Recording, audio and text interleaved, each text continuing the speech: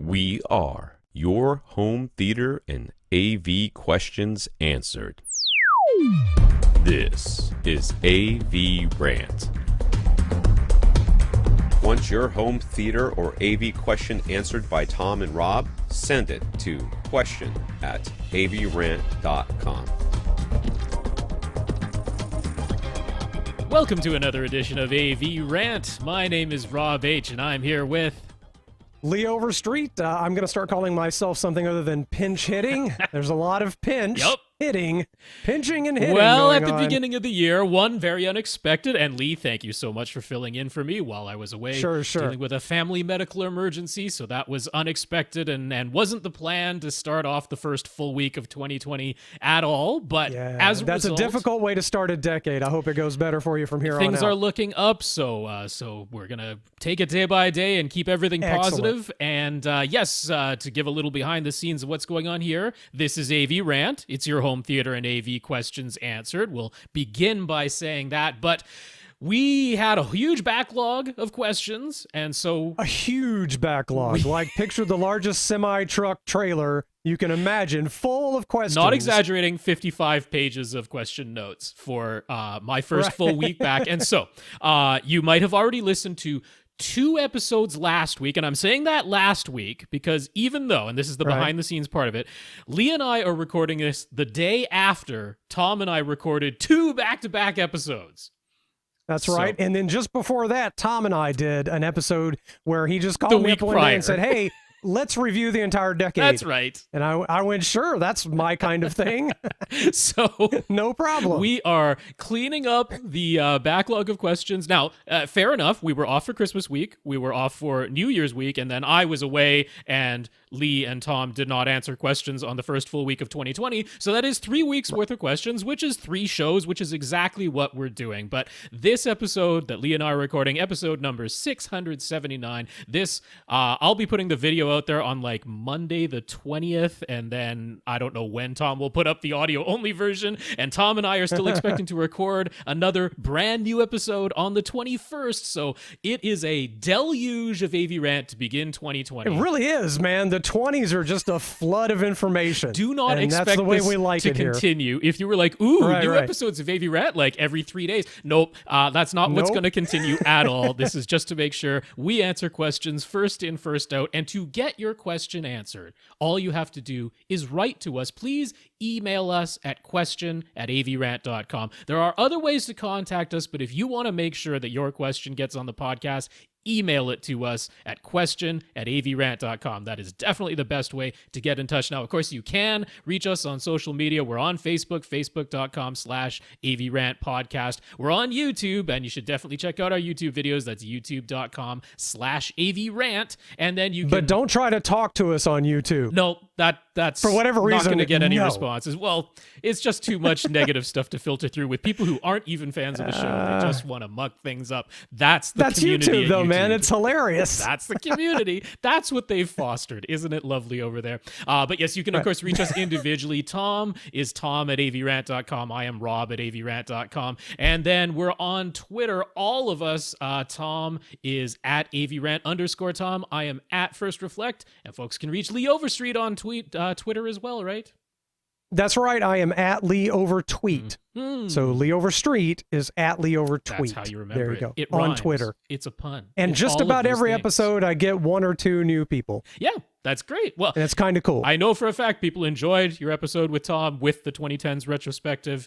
They were glad to get a break from me and all the questions. So that went over very nicely. So excellent. We're going to begin another podcast. Now, like I say, we are recording this the day after Tom and I just recorded 2. So I do not have new donors who came to avrant.com, our website, and went over to the right-hand side on the desktop version and clicked Support AV Rant. There's a picture of a cup of coffee there, and you click on that. It takes you over to PayPal, where you can make a one-time donation. I don't have any new names to read because it's one day later. But we also can be supported on Patreon. That's if you want to do it automatically. You say how many dollars you want to donate each and every month, and it's automatically taken from your account and put into our account. And so we have 102 patrons over there. And that's amazing. And because I didn't have every single question that had come in the 3 prior weeks, I just realized today that Justin B is a brand new Patreon supporter. So you get mentioned. Justin, thank you for being one of our patrons, and thank you to our 101 other patrons as well. Wonderful. Mm-hmm. We have news I was going to say this week, but right now it's sort of this day. Yeah, well, this I didn't hour. want to inundate the first show back with Tom with a whole bunch of news, so I took these, but I wanted to get to these, and I thought, hey, what better opportunity? Why not? Sounds good. It's the deluge version of AVRant. It's so much to do. Warner Brothers signed a deal with Cinelytic to use their AI project management system to help them decide which films to greenlight. They're going to use robots to pick movies. Yep. Excellent. The integrated online platform can assess the value of a star in any territory and how much a film is expected to make in theaters and other streams. Yes, these are quotes taken directly from it wasn't exactly a press release, it was sort of a hybrid press release article thingy, but these are some of the... it was some robot just released these statements, and the humans went, what just happened? Why did the robot do that? Oh, quick, pretend we meant to do that. But I want to take some of these statements and then get Lee's thoughts on them. So we'll read them through here, and this is what they had to say. Yep. Right. Yeah. It will reduce the amount of time executives spend on low-value, repetitive tasks and instead give them better dollar figure parameters for packaging, marketing, and distribution decisions.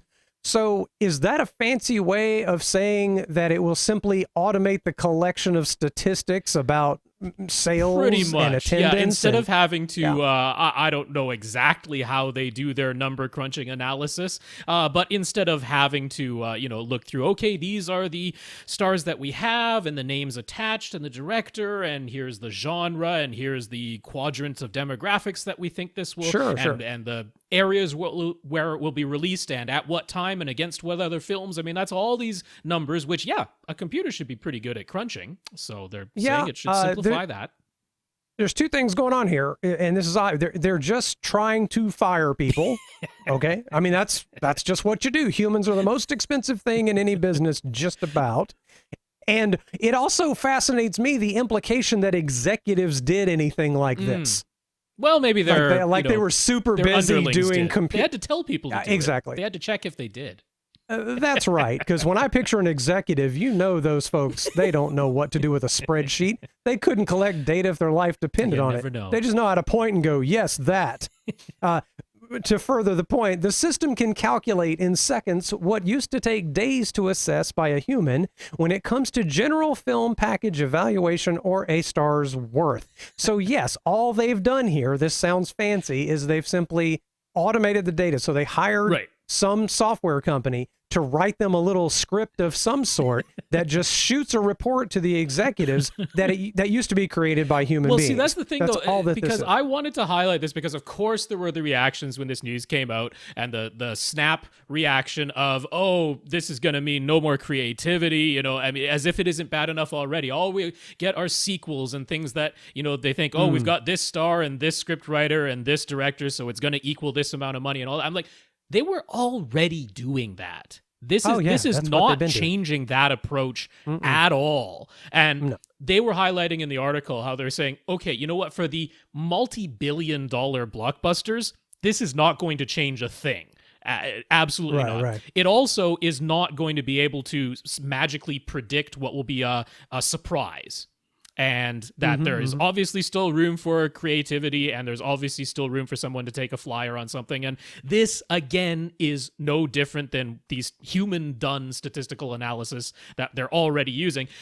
What they were saying, though, was for the lower budget films coming out of festivals and things like that, that what they're looking to do is prevent the basically bidding wars that sometimes happen where they saw the film, they got excited about it, got into a bidding war with some other studio, but then afterwards realized, oh, we actually drastically overpaid for what this is actually going to bring back in revenue. And they're saying, well, because it would have taken days to make that analysis, but now it can be done in seconds, they'll be like, you know what? Here's the ceiling of where we should bid, and we really shouldn't bid any more than that because it isn't financially responsible.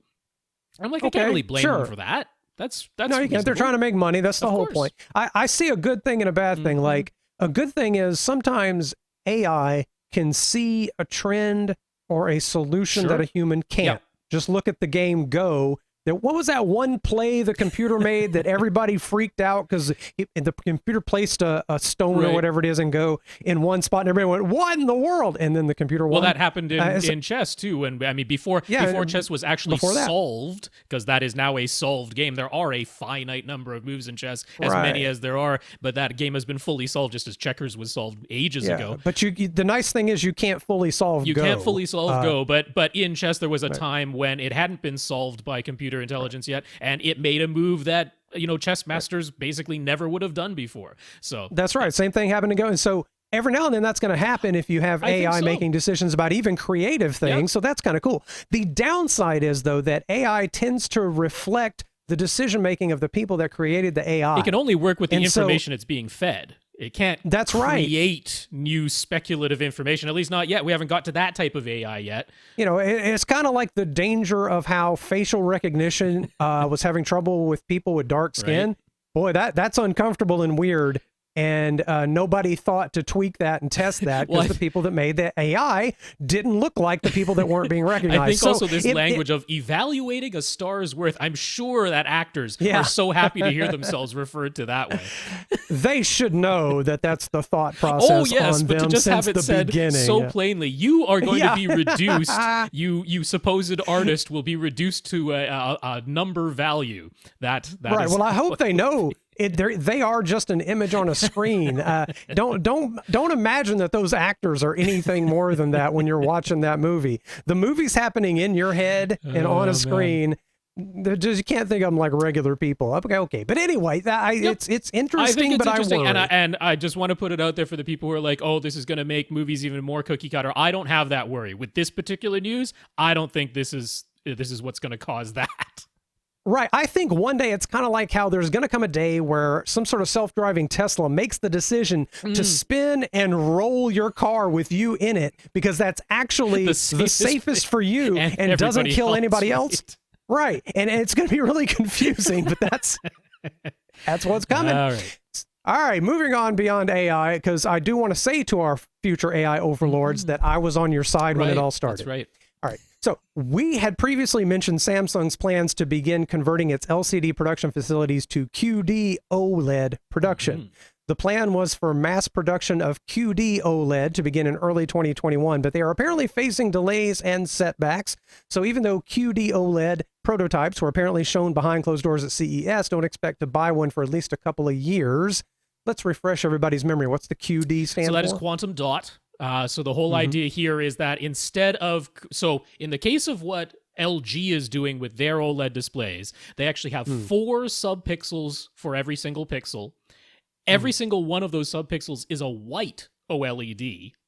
And then each of those 4 subpixels goes through 4 separate filters, red, green, blue, and a white filter to just let it through and allow more light through. And that's how they're doing that. In the case of Samsung, what they're aiming to do is have 3 blue OLED subpixels per pixel. One will just remain blue. One will go through a green quantum dot filter and turn the blue light into green light. And the third one will turn the blue light into red light with a red quantum dot filter. Are those filters that are filtering the light somehow, or are they like phosphors that receive the light and then re-glow like a plasma? Quantum dots are a thing that will absorb higher energy, higher frequency light, such as blue. That's why it's blue. And convert it to a lower energy, lower frequency light, such as green or red. Okay, so a little like a plasma took UV light and turned it into visible light, right? Yeah, a little bit like that. Yeah, and I mean, we're hoping one day quantum dots will be able to just take an electron beam, which of course we cannot see, and turn that into any frequency of visible light. But at the moment, it's blue is something we can produce with OLEDs quite readily, and then you put this through this quantum dot layer that'll convert it to green and red. And they're saying that approach should mean fewer layers in the panel, which means lower cost. They were actually saying about 1/3 the cost once they're at scale versus LG's production. But of course, LG is many years ahead of Samsung in large format OLED production. And that was based on pretty optimistic projections, it seems, because the reports are Samsung are facing these delays. So if you were hoping to buy a QD OLED from Samsung next year, not going to happen.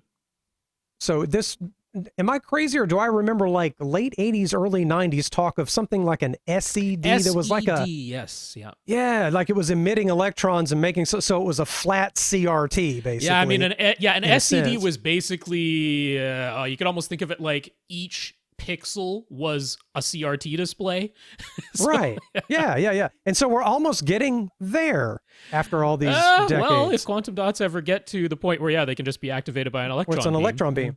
Yeah. We're not there yet. Interesting. We're not there yet. No, going to take a while, but we have beautiful TVs now, so let's not worry. And that Samsung QD-OLED delay news came hot on the heels of reports that LG Display's plans for mass production of larger OLED panels at its factory in Korea have been delayed from early 2022 to 2023 as they deal with the delays they're facing in ramping up production at their factory in China. So everybody's a little optimistic. It's like sort of that Elon Musk factor. We all think we can do everything in 6 months. We'll be on Mars next week. But it takes a minute. Sometimes things happen. So a lot of people were hoping to see even more rapid price drops of OLED this year and next year. But the delays of that Chinese factory have meant that the prices probably are not going to drop as precipitously as we might have hoped. And the larger 77 and 88-inch OLEDs are going to remain very expensive this year and next year. That factory wasn't even planned to come online until 2022. And now that's been delayed back to 2023. So if you want a 77 or 88-inch OLED this year, next year, or in 2022, it's still going to be expensive. So I wonder, what's the practical limit on screen size? We're hitting a point where you just can't fit it in your living room. I know that Americans tend to have bigger living rooms on average than Europeans. That's why we need it to roll up into a tube so you can carry it in. I just, the tube thing is so silly. I'm sorry. Is it? I talked about this if you with could Tom. bring a tube of a 98-inch OLED into your TV and unfurl it, what's so wrong about that? How often are you going to carry your 90-inch screen around and unfurl it? I mean, But at least you can do it once instead of not being able to get it into your house at all. That's the point, Lee.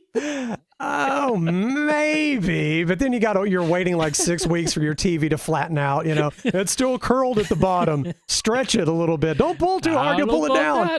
Hey, if we can get get projector size OLED screens that you can roll up so you can physically fit it into your house, I'm all for that. I guess so. But it seems like a lot of expense and effort to get a rollable screen. And also, how big are we going to go? I mean, you hit a point where it just, unless you have the room for an actual dedicated theater, people don't necessarily want a 90-inch or 100-inch TV. So I wonder where it's going to land. What's going to be the final size of TV screens? We're looking, the alternative to the rolling screens is the modular screens, right? That's the other way that you can have something that once you put it together, it's too large to just fit it through a normal doorway. But if you can bring it in pieces and piece them together inside your house. So, I think we'll get to the point where, I mean, look, how many people have said, hey, wouldn't it be cool if that whole wall were a screen? We're going to get there. It's not going to be next year or by 2022, but it's going to be sometime after that. We're going to get there. Well, yeah, okay. Eventually, but I think that's always going to be a niche thing. I don't think most people are going to want an entire wall of video. I don't think. I don't know. I mean, maybe I'm a grumpy old man. A whole wall, the entire wall, ceiling to floor. Well, you're going to have nothing on that wall. We tell move your furniture on this podcast to buy a smaller screen. That's true. We're trying to be honest and look ahead and tell you practical answers. So we have actual questions to answer. We have 6,000 questions. Here we go. Starting with number 21. I like starting with 21 like we're doing a countdown. Rob M is question 21 this week. Is there something akin to Audyssey Dynamic EQ for iOS devices? Something that will keep the balance of frequencies the way it should be at various volume levels. There might be on iOS. I haven't seen it on Android yet. I've seen all kinds of tweaky things you can do with the audio, but not that. Yeah, this is one I will throw it out to our AVRant community because I am not aware of such a thing. Yeah. And I believe one reason we might not have seen something as simple as the way Audyssey Dynamic EQ works on your AV receiver, or YPOW volume for that matter, or anybody's curves of equal loudness program, is because you would have to establish some sort of reference level point and say this is the reference level at which no EQ is applied, and then below that volume level, every time I click down on volume, it will adjust the frequency response curve so that things remain perceptibly, about equal across the frequency range. But every earbud's different. Every earphone is different. Yeah. So how would you establish that reference volume? There'd have to be some type of, well, I suppose you could just arbitrarily at some point say at this volume that's reference, and then everywhere below that start applying curves of equal loudness. But, and then good luck to you to get your headphones to the right volume. Well, that's just it wouldn't necessarily be right. It would just start. Here's what you do: you sell a little microphone head that you put your earbuds into, and it measures your earbuds, and then your little measuring microphone costs more than your earbuds, and it makes that would probably be a whole thing that would come with an app that would, it would only work with those particular headphones. It would be a whole kit. You'd have to have the app running. I mean, that's something somebody could do, and maybe it already exists. I am not aware of it if it does. If anybody out there listening knows of such a thing, let me know, but I'm not, certainly not at like a OS level. There's nothing like, there's the volume check, right? There's the what do they call that thing? It's something with check in the name that iOS has. But that's basically to if you have a whole big library of songs and some of them are quieter than others, it kind of analyzes it and tries to even out the volume level. Yeah, of it normalizes it. Yeah. They have that, but that's not the same as this. That's not when you turn down the volume dial, it alters the frequency response curve to, keep things audible. It's not doing that. So not aware of such a thing, Rob. If anybody else knows, please let us know. Right on. Moving on to Biv on Facebook. I assume Bell and DeVoe are somewhere else right now. Biv has a Denon X4000 receiver. He also has a Parasound Halo Integrated 2.1 that he prefers to use when he's just listening to 2-channel music. The Parasound has a home theater bypass input, so he can connect his front, left, right pre-outs from his Denon and just use the Parasound as an amplifier that is always connected to his front, left, right speakers. Cool. But how should he go about connecting his subwoofer? Can he plug the subwoofer output of his X4000 into one input on his SVS sub while plugging the Parasound's subwoofer output into the other input on his SVS? I suppose you could. Will he fry anything or electrocute himself if he does that? Well, will he die, Rob? So let's see what he's proposing there.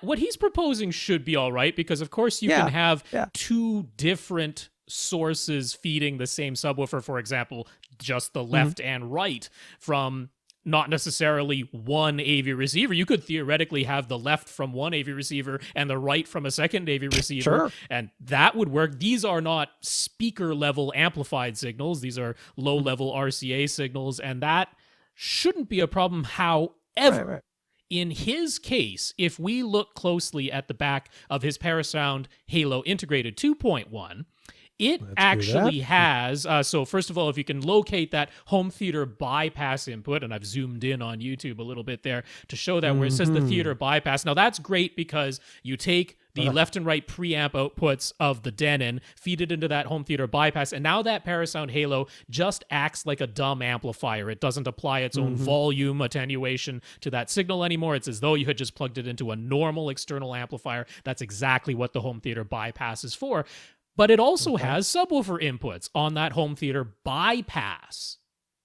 So for the sources that he has plugged directly into the Parasound, I would imagine he's got a vinyl player, a record player. He might have plugged that directly into the Parasound. Maybe has a CD player with analog outputs that he's plugged directly into the Parasound.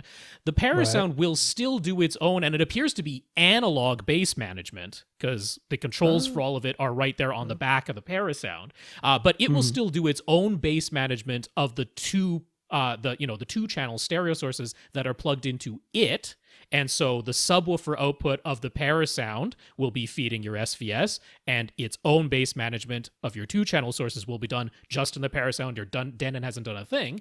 But when you turn the Denon on, you plug its subwoofer output into the theater bypass of the Parasound. The Parasound is just passing that through to its own subwoofer output. There you go. So the only thing that is plugged into your SVS subwoofer is the Parasound, and then the Denon's subwoofer output is plugged into the Parasound's theater bypass input, and it just daisy chains its way through to the parasound There you go. subwoofer output. So in your particular case with this particular piece of gear, that is, I would think, the easiest way to come at this. That theater Just loop it through the because that parasound theater and you're bypass done. doesn't touch anything, which is exactly what you want. And we know the parasound will always be on in his case, because when is he going to be listening to something without his front, left, and right speakers? So I don't know about that. I can't imagine. I can't imagine there the have been scenario. There have been times where I wanted to turn off the center. I wish I Sure. had a quick way to turn the center off when I'm watching a football game and I hate the announcers. That would be amazing if I could turn the center down and just have the crowd. But I'm too lazy to hook up a potentiometer of some sort. But moving right along, Mike S. Mike has been hard at work on the DIY treatments for his home theater. Ooh, I'm going to be doing some DIY treatments in this room soon, nice. so maybe that can be a topic in here. He framed all along his side walls and back wall, which let him install 1-inch Roxel with a 1/2-inch air gap on both sides, and nice 6-inch thick insulation on his back wall, plus super chunk corner bass traps. He filled the bottom section of his equipment niche on the right-hand side with regular pink insulation, and now that his Guilford of Maine fabric has arrived, he's ready to start stapling and then applying the final trim work. On a side note, having the insulation all along his side and back walls ended up making his speaker wiring a lot easier. Awesome-o. Yeah. While it will take a bit more time and effort, his wife found images online of removable fabric panels that will allow him to cover things like his wall-mounted speakers and the connection panels for his subwoofer on the back wall, so he will be able to maintain access while still having the fully covered and finished look he was hoping for. So that's going to look awesome. For his surround back speakers on the back wall, should he move them farther apart? Doing so would make their distance from one another closer to the distance between his front left-right speakers and also closer to Dolby recommended angles from his primary seat in his front row. But it would also put them closer to the side walls and basically right up against the bulkheads in his rear corners that form his corner bass traps. That close proximity to the corners is why he thought they might work better if placed closer together, the way he has them in his photos. So what do we think? Now, I've heard people say space those two in the back the same as the two in the front. Right. That's sort of in my head. That's in my head as a thing you should do. Yeah, I mean, that's what the diagrams look like. It's a straight line from the front, left, and right speakers to the surround back speakers. And along that straight line, but up on your ceiling, are where your 4 overhead speakers go. So they're all forming this line. You can imagine that if a sound went up and over, it's like a straight line from the front left speaker to the top front left speaker to the top rear left speaker to the surround back left speaker. It's like one continuous line. So yes, that is in mind. However, there are also practical things to consider, and there's also the idea that you sort of want to be able to tell that something is directly behind you. And he is getting very close if he widens these to having them basically in his rear corners. At which point, how much of a sensation do you get that something is coming from directly behind you? I do not think we have to be strict at all with, I mean, there's a reason why Dolby themselves gives you a range of angles. Yeah. Right? They will say these are the desired or the priority or the preferred angles, but there is a whole range that you are allowed to work with. Eyeballing it, looking at it, I'm like, yeah, you put those wider apart. And I mean, part of this is that he has 2 rows of seats. So his front primary row, if you wanted to maintain the 135-degree angle to the left and right, I think it would actually end up on like close to the back on his side walls if you followed that exact angle. Right, so that's not going to work at all. Where he has it now, if you're in that back row, if you're in the back row and there's 3 people in the back row, right now those speakers are right behind the people that are on the left and right-hand sides of the couch. Which will, the person in the middle's in between them. That looks awful good to me. It really does. I mean, it gives you the desired effect of, yes, those sounds are behind me, not beside me. He's done what we like to recommend, which is 2 sets of side surround speakers, 1 for each row of seating that he's going to have. And, that's right. You start getting into, all right, now that, surround back speaker is basically on the side instead of at the back. So I think you've done well. I would not personally move them from where you have them, and I am not the least bit worried that, I mean, one other thing to consider is that at the front of the room, his front left and right speakers are actually maybe even a little wider apart than you might quote unquote ideally put them because of the large screen size that he's got. He's got a pretty narrow Right. room, but a quite large screen size. And so therefore I'm not going to say, oh, you must strictly follow that they're exactly the same distance apart. No, that's not important. We want the effect of stuff is in front of me, stuff is beside me, stuff is behind me, and what you have will give you that. Right. I don't hate the width of those front, left, right because he's got so much absorption on the side walls. Absolutely. It's not like you're going to get crazy immediate reflections or right. anything. You're not going to muddy up those high frequencies. I think it's one of the great. wonderful things that having all this acoustic absorption lets you do. So you can start covering things up, I think. When he wrote to Gick for advice a while back, they recommended adding diffusion to his ceiling and potentially some diffusion to some of his walls. He thinks he will likely follow their advice for the ceiling diffusion, but do we think he will need diffusion on his back wall? What about anywhere else? And again, just eyeballing it, I think it's going to be amazing. And since you can add some diffusion after the fact, try it first. Yeah, this is an interesting one. So I mean, first of all, he is basically on his side walls. First of all, it's thin insulation, so that isn't going to be doing a ton of mid-range and bass absorbing on the side walls, but it's going to make sure you don't get slap echo, which is the main thing, and you're not going to have harsh reflections off the side walls. But he's also gone from the floor up to just about the height of his tweeters. He hasn't gone basically above the height of his tweeters, which means you do still have some reflective surface in this room. His side walls still, above that point do have some reflection to them. So this isn't a totally dead room.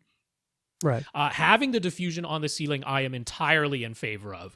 Certainly in my own theater, it made a bigger difference than I actually expected it to. I had treated my corners and side walls and back with absorption. In my tiny room, I didn't think I would need more than that. My room is carpeted, and yet once I added diffusion to my ceiling, it took away the last remnants of slap echo that I was dealing with. And it almost always works out well having some diffusion on your ceiling. I am not a big fan of heavy diffusion on the actual back wall itself. I'm a bigger fan of if sound is coming from in front of me, it kind of goes past me and disappears. It doesn't come back to me. Don't ever come back from the back of the room. But what I might recommend to you is I agree with Lee. You do what you've done. You can finish this up. Diffusion can be added later, so listen to the results. But we also might get into, and I think this is actually a question coming up, which is measuring it later on. So instead of getting into all that now, I'll do so when we get to that question. All right. He had purchased a pair of SVS SB2000 subwoofers a little over 1 year ago, but then he checked the height and figured out that a PB2000 Pro with the sound path isolation feet installed, plus a small rubber pad on top, all ended up being the perfect stand for his prime center speaker. So he inquired about trading up, even though he was past the 1 year mark, and SVS made it happen. How about that? They don't necessarily sound tremendously different from his SB2000s, but they feel better. I get that. They feel better. I'm not even going to question whether it's just a feeling or a real thing. It doesn't matter. He was feeling things in the Game of Thrones Atmos demo that hadn't been as apparent with the SBs. So he's glad he was able to make the upgrade. Heck yeah. So with a PB2000 Pro in the middle of his front wall, acting as his center speaker stand, that has now finalized his center speaker positioning.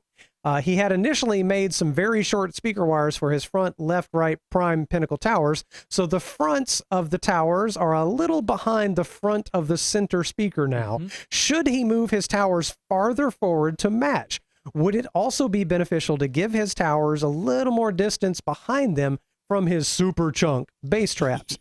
Again, this is not hard to try. So although it does mean a little bit more speaker wire, but I'm assuming right now, if your speaker wire is that short, it would take a little bit of experimentation effort to do this. But by all means, if it's going to look good where it is now, don't worry, but bring it forward and try it. Try it. See if you can hear. If it feels better, just like the new subwoofer, then put it farther forward. It's how much are we talking just inches? How much? Yeah, could that we're possibly talking affect? maybe 6 inches. I mean, is that really going to be? I don't know how detectable? audible that is going to be whatsoever. I mean, the thing is, because you have the super chunk bass traps in the corners, because you have the absorption on your side walls, I think it will make less difference in your case pulling those speakers away from the wall, because the absorption is sort of acting like what pulling the speaker a little bit away from the wall does. It reduces that boundary reinforcement that you would normally have by having them close up against the wall there. Yeah, certainly. I mean, we're not talking about a lot of extra speaker wire. So if you have any lying around, yeah, I am in agreement of just changing it. If it's just an aesthetics thing, then by all means just do it, because why even perturb yourself if it's an aesthetics thing? You're like, I would really like the fronts of all these speakers to line up so that I'm not looking at a V shape.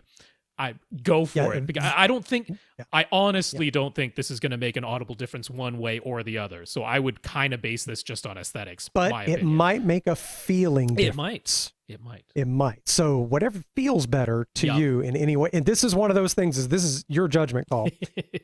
When he first constructed this room, and he didn't have any acoustic treatments, he was initially disappointed with the audio quality. Well, yeah, that makes sense.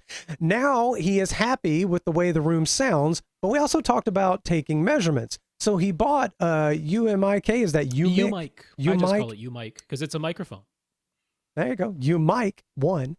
So he bought a UMIK 1 in preparation for that. What will he be looking for in order to totally dial in his setup?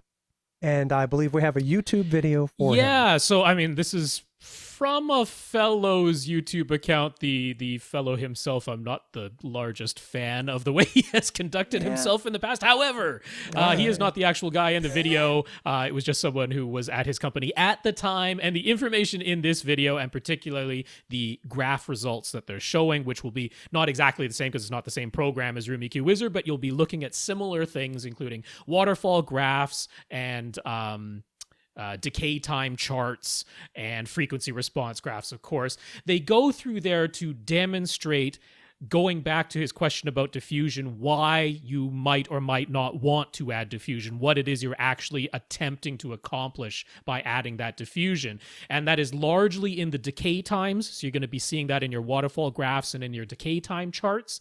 And the idea is that as you add more and more bass trapping to a room, and you've added a lot, you're going to hopefully decrease the decay times of your lower mid-range and bass. That's sort of the whole idea of doing that. And you might get to the point where I wouldn't expect a case where you're seeing higher decay times in the mid-range and treble, but you might see more uneven decay times in your mid-range and treble, where certain frequencies are decaying at a longer time than others. And the diffusion is what will address that. It's diffusing the upper mid-range and treble and helping to even out the decay times in those frequency ranges. So that's what you're essentially going to be looking at now when you hook up your UMIK 1 and run Room EQ Wizard, and you're taking measurements in all of your seats, and he's got a whole bunch. You're looking for uniformity, because we always want uniformity. Why should any seat be a particularly bad seat?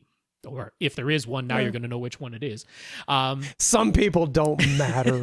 But you can also, as far as dialing this thing in, taking it to the nines, what you can be looking for are those decay times. And if you're noticing that your upper mid-range and treble has some uneven decay times in it, that's where you're going to go, oh, more diffusion would help me.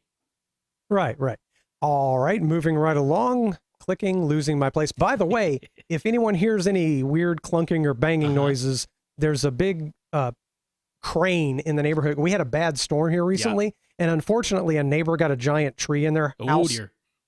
Yes, and they're clearing that up today, so I don't know if that's carrying into the room, but I can actually feel like when things go kaboom, like I can feel I'm it. Not noticing it on my headphones, them. but this is also over good. Skype, and I'm paying attention to other things. So. Okay, probably it's not carrying over. I've got a lot of compression and gating happening in here, so it should be fine.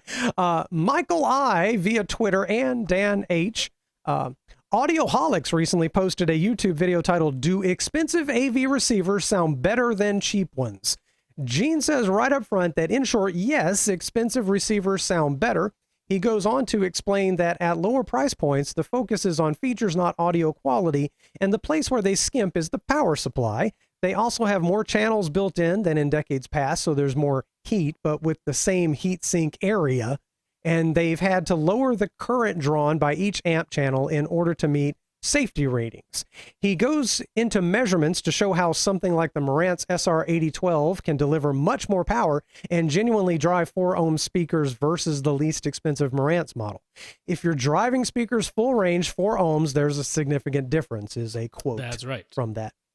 He also brings up DACs, but mentions how DACs have gotten very good and cheap, so they don't have to cost a lot to be good, but there can still be differences. That's digital to analog. That's right.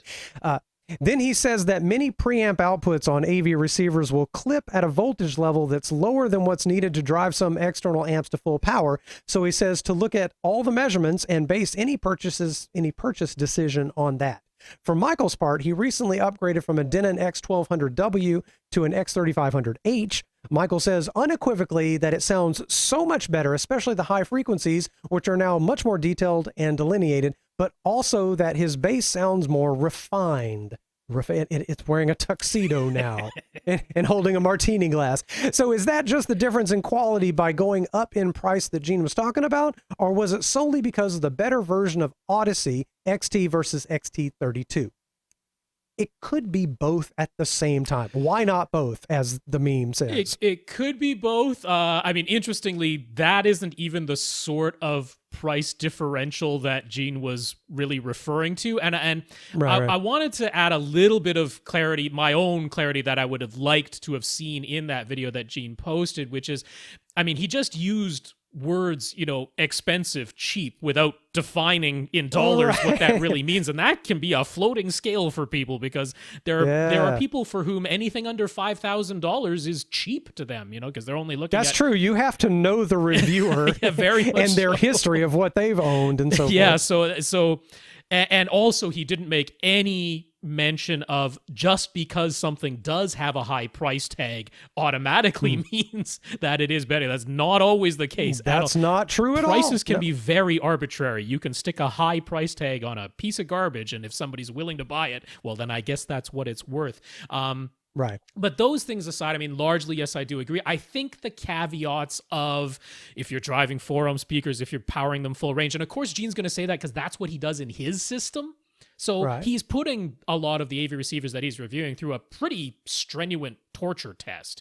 If you're attaching them to normal consumer 8-ohm speakers and giving them an 80 hertz crossover to a subwoofer, that's one of the reasons why, and this is going to come up when we talk about Dan's question, but that's one of the reasons why Tom and I don't put a ton of emphasis on, can this drive difficult to drive, Magnapan or electrostatic speakers? Can this run full range? Because we basically never want you to run your speakers full range.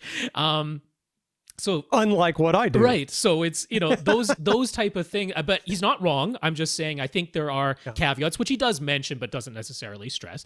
And that's all fine. The preamp output thing, I mean, again, he mentions in his how he's measured some Denon and Marantz's that are able to put out like 4 volts. And I don't know of a single external amplifier, consumer external amplifier, that requires 4 volts to reach full power. Most of them I'm seeing maybe 2. And the example that he gave was like a Yamaha that topped out at, I think, 1.6. Now, if you look at Yamaha's own Yamaha brand external amplifiers, guess how much voltage they need to reach full power? It's that 1.6 or 2, I bet, right? I think it's actually like 1.4, so they gave you even a little bit of extra headroom in their own AV receivers with pre-outs. But he is correct. I certainly have seen some that take like 2 or 2.1 or maybe even 2.2 or 2.3, something like that. I have seen external amplifiers that require that much voltage to reach their full rated power. So yes, he is absolutely right that you want to look at the measurements. If you're going to be mixing and matching gear like that, you want to be aware. And it's absolutely true that, you go out and get a $400 entry-level receiver from pretty much any brand and try to drive some Magnapans or some, Martin Logan electrostats in a large room from far away at full range. No, they're not going to be able to do it. And a flagship high-end receiver might. So that's absolutely the case. I don't think he ever answered the question, though. Do they sound better? I don't know. Yeah, I guess not. Are they more capable of driving difficult loads? Yes. I mean, unequivocally, that's objective fact. But do they actually sound better? He never answered that question. Right. I think everything this podcast has ever said, and in my experience, if you're in that range of what I would call normal consumer receivers. There's something that's like anywhere from 400 to 2,000. Yep. To me, I call that normal, with anything above 1,000 being expensive to me. Sure. And the range of, 300 or 400 up to 1,000 is kind of like, yeah, I can save up and get one of those. That's where I'm at in my life. To me, anything in that range, it's way more about the speakers than it is the amplifier. Any good major brand name that's been engineered by normally educated audio engineers is going to sound extremely similar with the same speakers. And it's only until you get to that more esoteric, weird types of speakers and crazy low ohm ratings and stuff like that. Distances that are, quite substantial, and you're actually going to be bumping up against the limitations of what that lower power AV receiver can deliver. No. Now, I have experienced where I couldn't put my finger on it, and maybe it's just all in my head. Maybe it was that feeling we talked about before with the subwoofer. But I've experienced where a cheaper receiver, a $300 receiver, just didn't seem to have the oomph, like it didn't have the strength. It just couldn't punch me in the face quite as accurately. It was something strained about it, like it wasn't. It couldn't quite get there, especially on the really objective loud measurements parts. will back that up, because what you will see is, so let's say you've connected a normal AV receiver to 5 speakers, which is pretty darn normal. And happens all the time. At some point, it's requesting a full reference volume peak, or maybe not even quite full reference volume, but something north of 100 decibels, and not for a sustained period of time, but for a short little, there's a one gunshot burst, and it's supposed to be over 100 decibels or something like that. You do the math, and that might legitimately require, for an instant, 200, maybe even 400 watts. You can quite easily get that. With every doubling of wattage, you only get 3 decibels more output. So if you got to 101, but the signal called for 103, and you can't go from 100 to 200 watts because you've got an AV receiver that legitimately is delivering like 60 and maybe peaks of 120, because that's really common in entry-level AV receivers. So there can be a completely legitimate objective truth that this AV receiver cannot deliver the full dynamics of what the signal is calling for from a normal speaker at a normal distance in a normal room. That can happen. I think that must be what's happening, where I feel like I can tell the difference between an amplifier that has 70 watts per channel versus one that has 105. I know that the mathematical difference between 70 and 105 is not even 3 dB. It's not even 3 dB. I know that intellectually, but maybe it's that other factor of power it can supply instantaneously. The headroom, am I using that term it would be right? Headroom, So that I feel like there is a difference. So the next receiver I'm looking at is going to be like in the Yamaha line, there are the 70 and 90 watt amplifiers, and then there are the 105.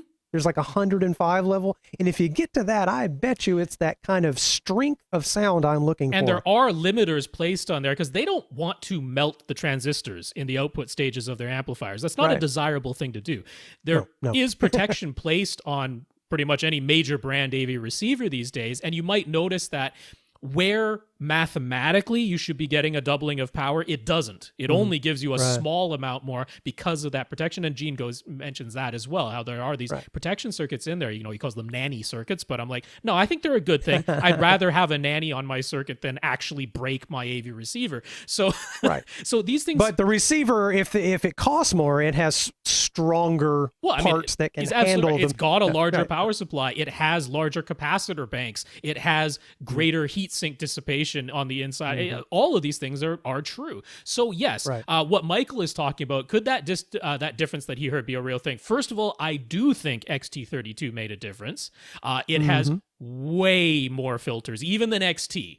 It's got 16 times as many filters, I think, as XT, and particularly in the treble, which is actually where he noticed the most difference. I'm like, Mult EQ, I'm not a big fan. I think it often does more harm than good in the treble, and it's one of the reasons why I am very okay with using that Audyssey Editor App to curtail, not even allow it to touch the high frequencies when you're using standard Mult EQ like you would find in the lower model receivers. Now, he had one with XT, which is pretty good. I generally feel that Audyssey XT, Mult EQ XT, it's like come see, come saw. It doesn't do harm. It doesn't necessarily make it a whole lot better. XT32, I'm like, no, it actually does a good job because it has so many filters. It can be very precise. I think that could be some of it, but it also could just be, I believe Michael is powering all of the speakers in his system just with his AV receiver. He's got I know his room is open. So when it comes to, being able to deliver a bit more mid-bass maybe from his speakers right in that crossover region where the speakers are very much still playing, but it is still bass, that is something where, yes, more power, including just 3 decibels more power, can be a tangible thing. So like Lee actually alluded to, it can be both. He's got a large enough room powering enough speakers moved up in the room correction program as well that I think the difference you heard very well could be real. There you go. Yeah, even my year 2000 Yamaha amplifier, which is sitting just to my right in my home office here, it was always, it sounded clearer and stronger to me than the one I bought in 2014 that I'm about to replace. I just felt that way about it. The bass was better. I don't know. But we're going to talk more about it with Dan's questions. So here we go. That's right. And right along those same lines, Dan H. wants to better understand why we recommend the specific receiver models that we do and why we hardly ever talk about the small differences and nuances. Perhaps an easier way to put it is that he likes our approach of finding out someone's room dimensions, seating distance, desired features, and then recommending the receiver model that fits those needs at the lowest price. But he would like to hear what performance benefits might be gained from going with a higher end model. It took him time to let go of high-end speaker wire, but if he did, hooray, and fully admits that he had drunk the Kool-Aid in the past, but he now considers that the dark side, quote unquote. Yes. I do too. As long as it's not cheapo, super thin wire, if it's like 12 gauge, it should do very everything. All right. Right. Unless your speakers are a kilometer away, it should be fine. However, he also recalls his own experience directly comparing a $4,000 receiver to the flagship Yamaha, Denon, and Pioneer models of the time, and hearing differences that he thought were worth it. He also had the experience of comparing that $4,000 receiver to the Separates version, which supposedly used the exact same preamp design and the same amplifier design, but of course separated those two stages and gave each its own power supply. He was certain the Separates had a lower noise floor and better delineation. He was certain. So he's perfectly willing to say the differences are small, but are they real? We always seem to talk as though there's no audible difference at all between cheap, feature-rich receivers versus flagship receivers or separates. Do we? I don't think we say exactly that. He totally gets the value proposition, no arguments there. But if money isn't a problem, do you genuinely give up anything when spending less? He can't stand the idea of losing quality. That happens to all of us. Although he admits that a salesperson got in his head many years ago by saying, here's the best. If you can't afford that, what are you willing to give up? So please, that's good that's salesmanship. Some salesmanship. That's what that is. I used to sell electronics many years ago, and that's kind of what I would start with. Like, okay, yeah, well, we have our top end models, but if you don't mind giving up a few things, and you just start with that, is so terrible. Immediately, that is awful. That is not the way. But it works, and if you make commissions, it's very helpful phrasing. I'll put it that way. But we just talked about how there can be some differences between the cheap and the more expensive. I am all for objective differences. I am all for and. Yeah, I think we do a pretty good job of trying to come at this from saying, exactly like he put it, here is what you need, and we're going to find you the one that fits your needs at the lowest price and try not to spend any more than exactly what you need. But yes, I'm all for objective. Sorry, I cut you off there, though, what you were going to say. No, I've now forgotten. Oh, okay, so that's what happens. I have the attention span of like a housefly, so no, go right ahead. The thing I really wanted to get to, because believe me, I went through this line of thinking, and I know Tom did as well. I think everybody who gets into this hobby at some point, and maybe never escapes this way of thinking. So I know where you're coming from, Dan. What really altered my viewpoint, my approach to things, was doing a lot of blind listening.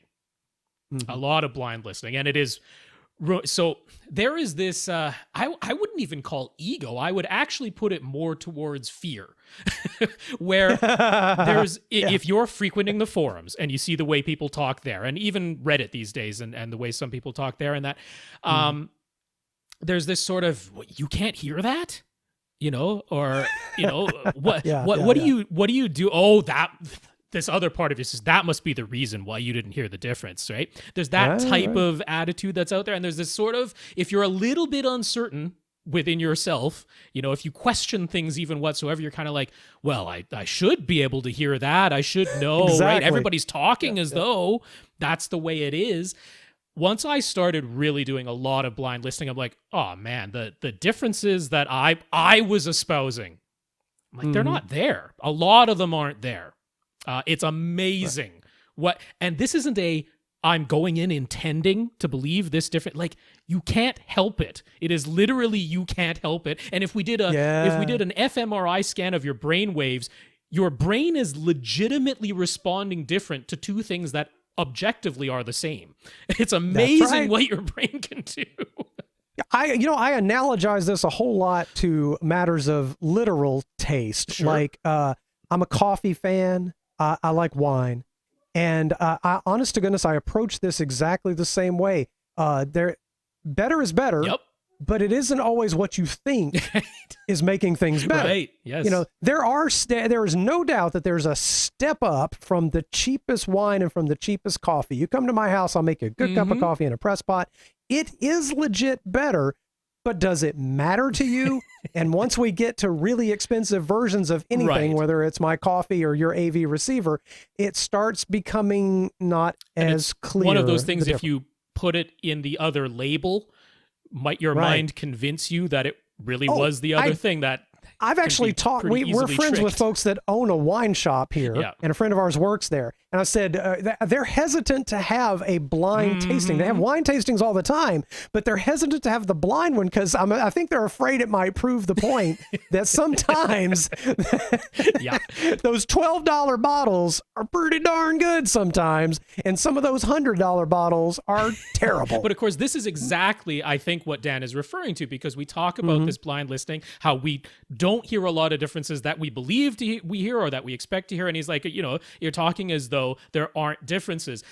I want real differences. I want objective differences. Gene even talked about this in that video going back there, where sometimes you can measure a difference and not hear it. So objectively, there actually is a difference, but you still can't even perceive it. So it can go the other direction as well. But I think what's important is when he's talking about something like noise floor, I'm like, well, that's a particular one that you can measure and that you can observe pretty easily, because we're talking about, okay, you put the system at idle, and do you hear a hiss with one and not the other? Well, I'm not going to question somebody on that, right? Or, it's quite obviously that the hiss on this one is louder than the hiss on the other one. And yeah, once you start adding something like a noise floor, adding distortion, then that's going to impact all the sound that you hear. That's a real thing. And look, I went from, for years and years and years, I got, when I could only afford the entry level, that's what I got. When I could afford the mid-range, that's what I got. And then when I finally got a flagship Onkyo, the 5010 that they had, and that thing had this huge toroid power supply, the first one I'd ever had like that.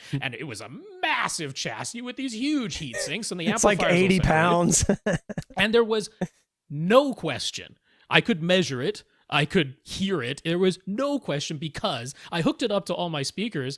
I turned the thing on. I turned the volume dial almost all the way up. I practically physically pressed my ear against a tweeter. I'm like, this thing is not making any noise, like none. And everything else I had ever had at least had a soft hiss, if not a fully audible. So is that legit? So somebody comes and says, I got $2,000 to spend. I'd love to get a 5.1 system. I'm sitting 9 feet away. I'm in a normal sized living room, and I'm going to be like, I'm going to be pointing you at like an X2400. It fits your needs. I'm going to point you toward a $500 amp and $1,500 worth of speakers. It can play certainly loud enough. It's going to be satisfying. I'm not going to tell you, take all $2,000 of that, buy that would be like one step down from the flagship receiver in anybody's lineup. And don't buy any speakers or anything else right now. Just sit there and stare at that $2,000 receiver.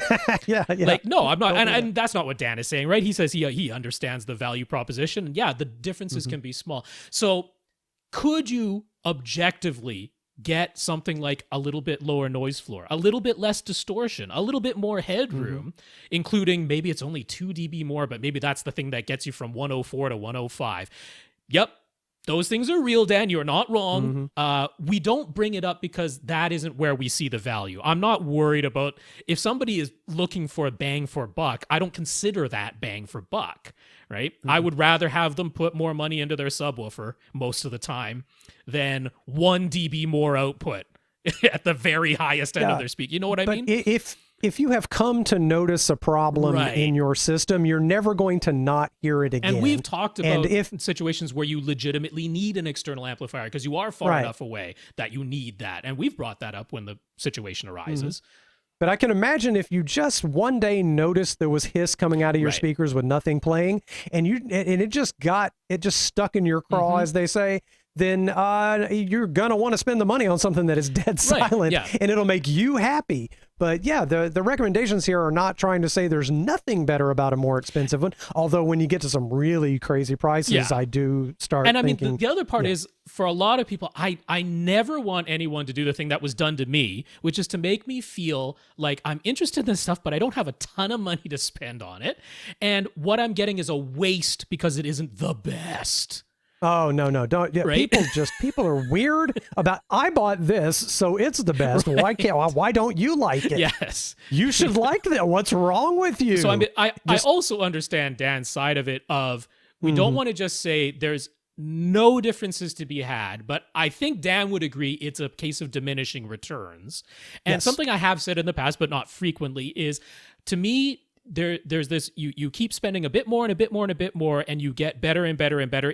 In outright terms, it's actually playing more of the frequency range more accurately without any drawbacks. You get more and more and more, and then past a certain point, you actually start paying legitimately to get less and less, to get a little bit less noise, to get a little bit less distortion, which is much harder to discern, but still a real thing, but you're paying so much more. You went from $500 to $1,000. That was a real gain.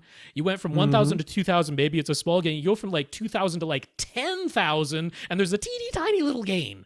It's a real barely gain. Any difference. It's a real gain, Dan. I agree with you, but man, that's a lot of money for taking away now to get a little bit less noise, basically. So Michael has one more question here. We have two more because we haven't answered. Do we personally use the Audyssey Editor app? Not on my main receiver because I have an SR7010 that can't use it, but I have played around with it a little bit. I don't consider myself an expert on it. I don't think you really need to be an expert for the Audyssey Editor app. But I mean, this has come up a couple of times in the recent podcast because people have seen a whole bunch of bad reviews for it, and it's exactly what I said on the last podcast, which is I saw a whole bunch of 1-star reviews from people who said, "Why doesn't this work with my model?" I'm like, well, that's a really dumb reason to leave a 1-star review when all the compatible models are listed right there. Man, I tell you what, reviews like an Amazon review, anything that gets 4.5 stars must be a perfect product because all the 1-star reviews are morons. A lot of them were like, this was delivered a day late, 1 star. I'm like, what does that have to do with the product? Right. It wouldn't turn on. Oh, that's not. Anyway, Michael runs a 5.1 setup, but now that he has the X3500H, should he even bother trying 5.1.2? He knows we always prefer 4 overhead speakers for Atmos, but he won't be upgrading his receiver again anytime soon, and the X3500H maxes out at 7 speakers total. So is it worth trying things with just 2 speakers up there?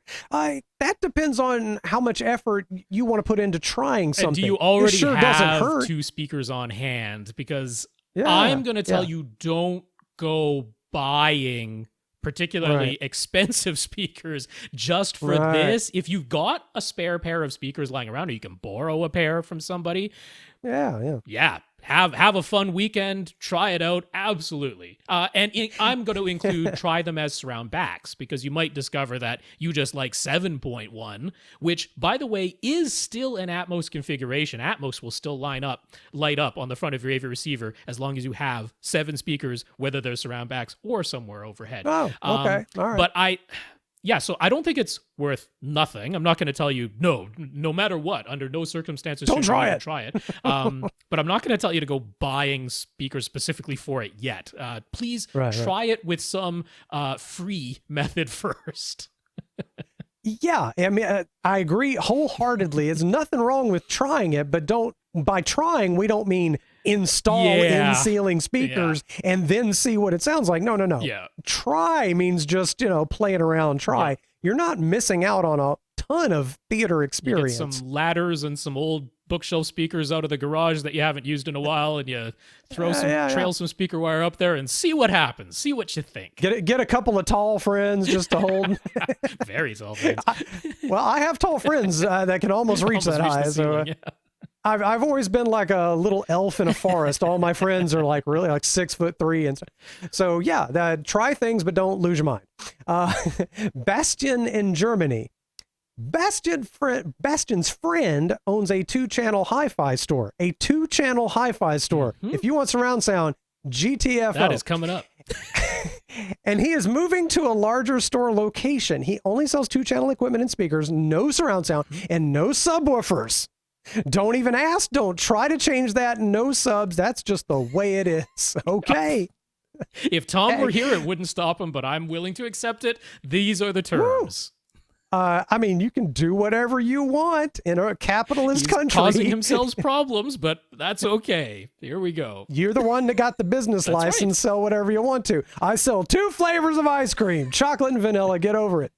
The new store will have a room dedicated to demoing speakers. The majority of speakers sold are bookshelf models. So no subwoofers, but bookshelf models. So I mean, he does sell towers, of course, but Bastian was like, the majority is bookshelves. That's what sells the most, which I'm not really surprised at. They're easier and more affordable. Without subwoofers, I know. You're not. Yeah, okay. The room is currently 15 foot 7 inches by 27 foot 1 inch by 9 foot 6 inch. But it's basically completely unfinished right now with exposed pipes and ceiling rafters. One corner has the main door on the short wall and a second door on the long wall. On the opposite long wall is a pipe that is unfortunately very loud whenever the facilities upstairs are used. Mm-hmm. Sorry, that's just really funny. You're demoing speakers and that's right. There's your noise floor. Woo. Right. So we have a bunch of pictures that we can look at here and talk about. Right. They want this room to be as good as possible when it comes to acoustics for 2-channel audio. Good acoustics isn't just for 2-channel. They don't intend to have more than 3 people critically listening at a time, so seating is just a couch. They had planned to carpet the entire room and cover the entire ceiling with absorption and fabric. The entire perimeter of the ceiling will be framed with an aluminum soffit for lighting. So that could also double as absorption/base trapping. Absorption is also planned for the front wall, and Bastian mentioned construction with absorption to cover the loud pipe so that it won't interrupt listening sessions. Obviously, that's going to be your main concern. You don't want flush noises in the middle of listening to some classical music. So what are our thoughts on the planned layout? How would we orient and set up this room? My first thought, what were those measurements again? Okay, we're not at any exact and multiple some of these each dimensions other. I imagine will shrink because I can't imagine they're going to leave bare walls on any side of this room, honestly. Okay. So we're not like 15 by 30 would worry me. I would start getting concerned about. I mean, we're starting at about 15 by 27. It's close. Yeah, we're starting about close. 15 by 27. But I imagine the interior dimensions will end up being closer to something like, I don't know, 14 by 25 or something like that. You know, once everything is finished off. And then my next concern is, boy, there was a lot of talk about absorption, and you just don't want to make this room too dead. I'm not because super worried about that with what he's described. I don't know. So they just sounded like they were going to fill the ceiling with absorption and the floor and the walls and everything. Don't make it completely dead. No, definitely don't that's want not completely what, dead. No. No one's house is like that, and you don't want them disappointed when they get something home and it's a lot harsher than. Well, that was one thought, because I'm like, you're saying you're trying to make it as good as possible, and I immediately think, okay, what would I do to my room, 2-channel listening room? I would have subwoofers, but okay, I'll leave that aside, to make it the best environment. But yeah, exactly what Lee just mentioned there. Do you want them to bring these speakers home and be disappointed by their performance because you made a really good acoustic space, an actually good acoustic space, and then they don't have that type of acoustic space back at home? Almost certainly their place is going to be more reverberant, which might please some people because they like it when it's more reverberant, because that tends to enhance the bass through reverberation. But at the same time, I don't know how different you want. So that's just a general thought. How different do you want this room to be from your typical listening room? But I don't know what that is. Maybe for this person's customers, they do have a dedicated space that they've heavily treated. Doesn't GIC sell like movable panels that are on stands? Gobo traps. I think those kind of traps might be awful neat. I think like we're talking almost certainly higher end, wealthier customers, right? And are some people that save up, and because 2-channel enthusiasts aren't spending $200 on an amplifier generally in cheap speakers. So I think if I was a customer of a store like this, I would appreciate if you had some somewhat convertible room where you could make it more match the reverberation and types of materials in my room. I like that idea. So it'd be neat if you could hang or move or have on some rolling stands, some GIC panels that you could move and say, like, how absorptive is your room? Now, do you have carpet? Do you what's on your ceiling? What's it made? Do you have drywall? Do you have something else? And maybe we can, like, if it sounds like you have a more absorptive room, we bring in more panels. Yeah. Boy, that the kind of customers that would appreciate that are ready to spend some money. That's actually a really good idea, Lee. I think that I think you're bang on with that. 'Cause, I mean, they certainly do have freestanding panels. They have the gobo traps that sort of look like like a changing shade, except it's an absorption panel. So you get they made them for like a portable vocal booth that you could set up basically anywhere, but that would work really well in here. I really like that idea, Lee. The other thing I wanted to say just in the orientation, so in the diagram that they drew, they sort of had the idea that all the speakers would be at along one of the short walls opposite the main door, and then the couch facing those. I would set this room up to be wider than it is long. You're not talking about ever needing multiple rows of seats in here. It's definitely going to be one row of seats. Right. It's one little couch. In this room being wider than it is long, it's still going to be, I would think, even finished probably 14 feet front to back. So it's not as though you're... That's plenty of room. That's plenty of room. A lot of people have their seat on the back wall anyway at their house. Again, that's another thing you could ask. Exactly. It's another thing that you could try out. Slide that couch forward and back a little bit. But also, it's a little bit of a cheat because it tends to be the case that if you have the room wider than it is long, when you're only playing 2-channel, that you won't have as strong sidewall reflections because just by virtue of them being far away, and you tend to be able to position the 2 speakers that are the only speakers you're using at 1/4 of the distance of the room's width from each side.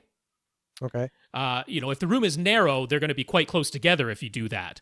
But if you put them at 1/4 of the room's width apart, or not apart, but from each side wall, and half of the room width apart, that's a bit of a cheat. Mathematically, that should give you the best bass response when the speaker itself is playing full range. Okay, but you know what? I say completely disclose that to the people you're selling to and tell them, ideally, if you can adjust things in your room, to tell them about all these tricks, they will appreciate that. I would think and so. don't even, it's not a trick, but it's tell them about these phenomena. Using math, that's not a cheat, exactly. Tell them why you've arranged the room that way. Yeah. That gives them confidence in your knowledge and ability. That's right. Now, I agree. Turn sideways. Other thing I would do, because the way that this might have purely been the wording, but talking about addressing that noisy pipe, and that he just wanted to have something with construction with absorption, that's not going to do it. No. Construction with absorption in it is not soundproofing, and for that pipe, you want soundproofing. What you need to do... Can you soundproof this little pipe coming down that wall? Can you do it? It can be done, because you're going to... But it's going to create a deep sort of soffity type of stick 'em out thing. You could also just build an entire one continuous whole wall. Because this pipe that's is what I would up do. against the wall. It's not as though it's in the middle of the room or something horrible That's right, like that's that. right. But what you need to do is certainly at least around the pipe, if not the entire continuous wall, construct full framing around it. You need decoupled drywall from that framing. So we're talking, resilient channel or Eclipse and hat channels, 2 layers of drywall, green glue. You need to do that around this pipe. I will accept nothing less, Bastian. That is, you have to do that. Putting absorption in there is not going to do it.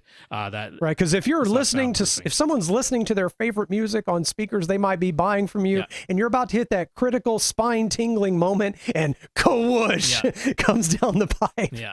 That's not good.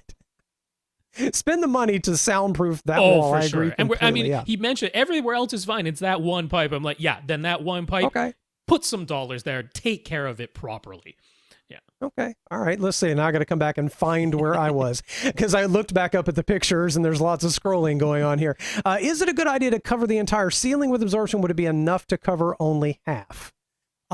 I think it would be enough to cover only half, again, because your customers generally aren't going to have a fully absorptive ceiling. Right. Yeah. I mean, I was actually thinking, first of all, this is 2-channel only. You're not going to want a dead room for that. You're going to want to have some reflections in here.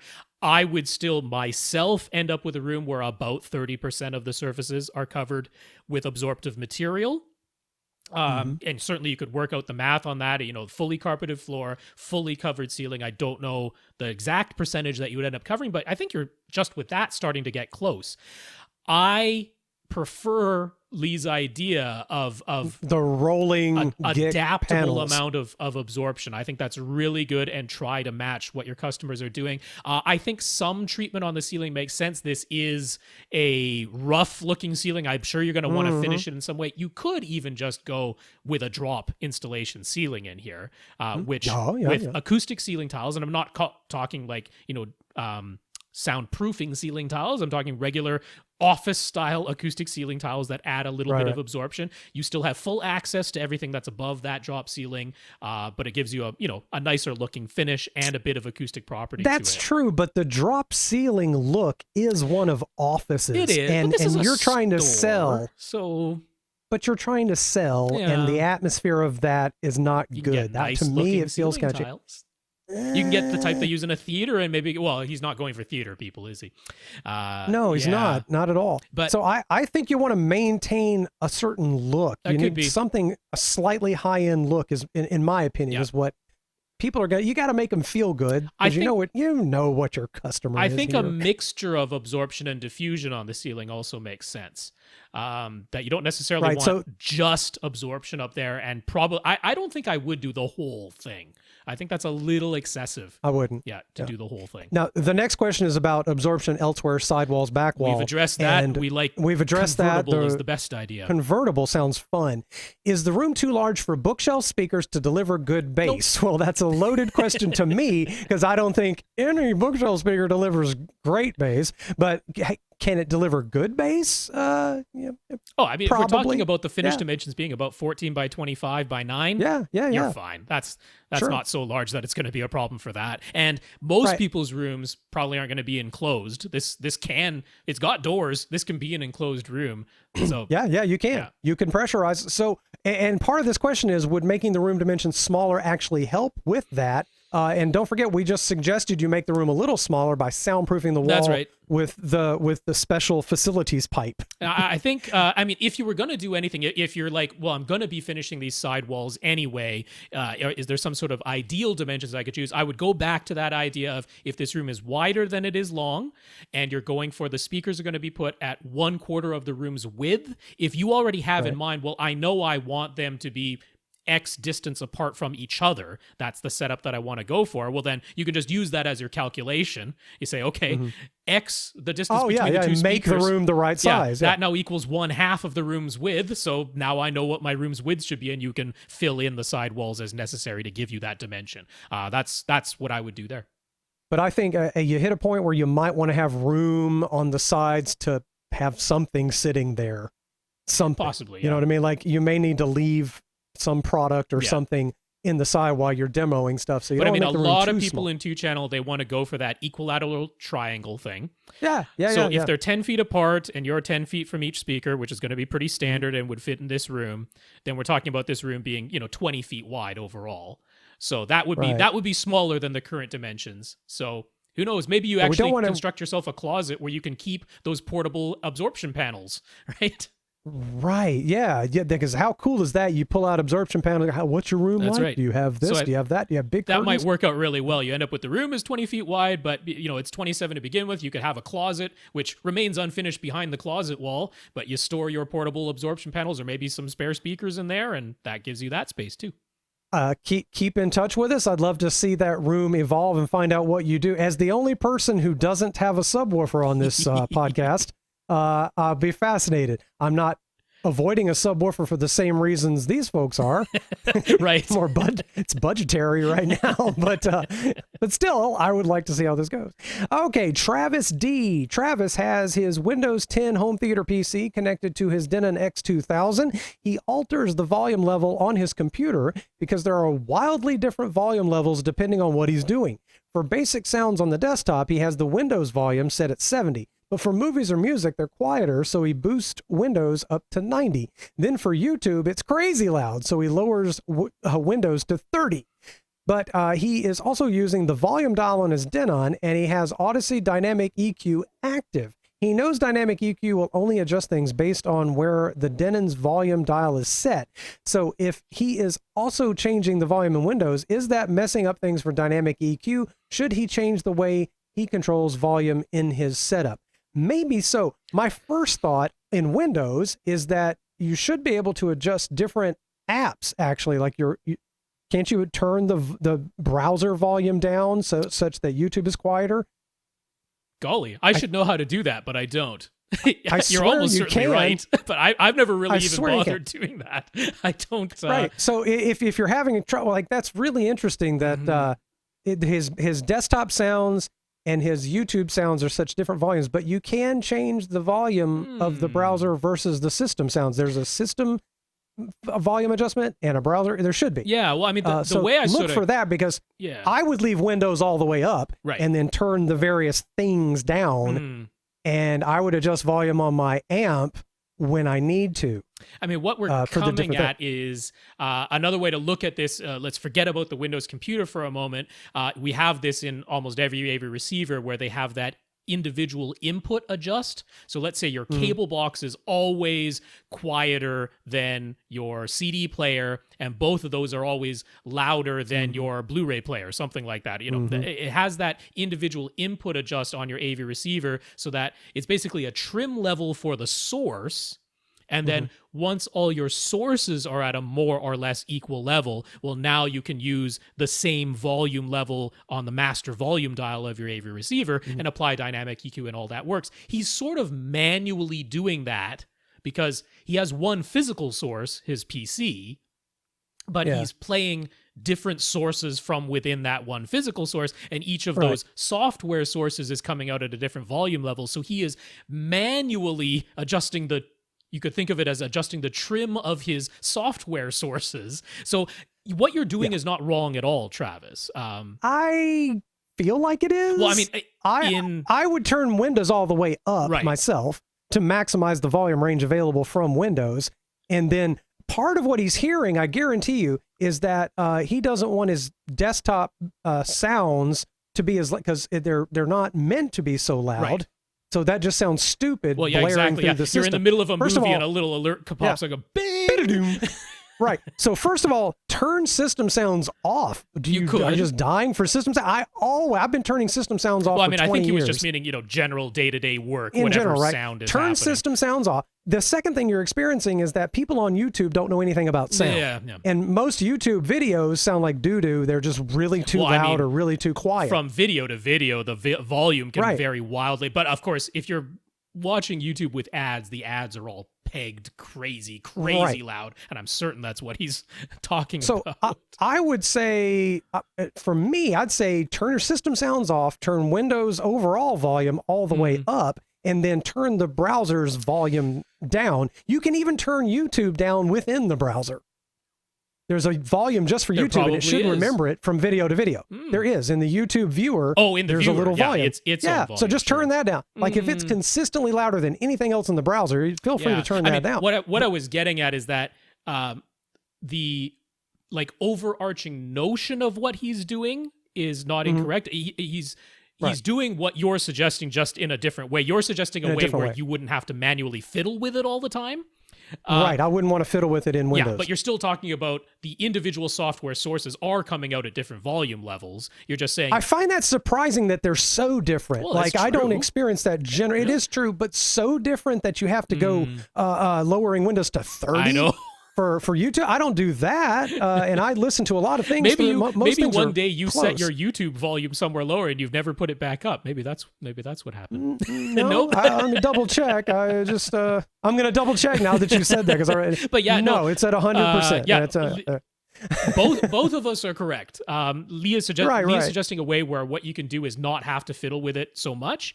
But the idea that yes, each software sound they might be at different levels coming out of your computer, so manually adjusting the software sounds so that perceptibly they're all about the same, and therefore you can basically have the same master volume level and use dynamic EQ. Right. Yeah, that's all correct. That is the same as using the individual input volume level that the AV receiver has for various hardware sources. So yeah, Travis, you're on the right path, and hopefully what Lee said will help you out there too. Hopefully that'll help. Monty N has some questions. Monty wrote to us previously with his 19 by 17 by 9 room, technically 19 feet by 17 feet 4 inches by 9 It's feet specific. room. That's right. Where the ceiling is beveled on two sides, the inside of an A-frame. There's a window on one side, doors on the opposite side, and skylights on one of the beveled angles. So we've got a nice little graph paper drawing of that we'll put The on the video. drawing if you'd is like to not see it. exactly to scale, but the dimensions listed are correct. Granted, yes. So I'm trying not to look at that too close here. I'll get a little facial tick. the sort of little bit of engineering in me. I took a drafting class once and loved it. So if I look at that too close and it's not right, it'll bother me.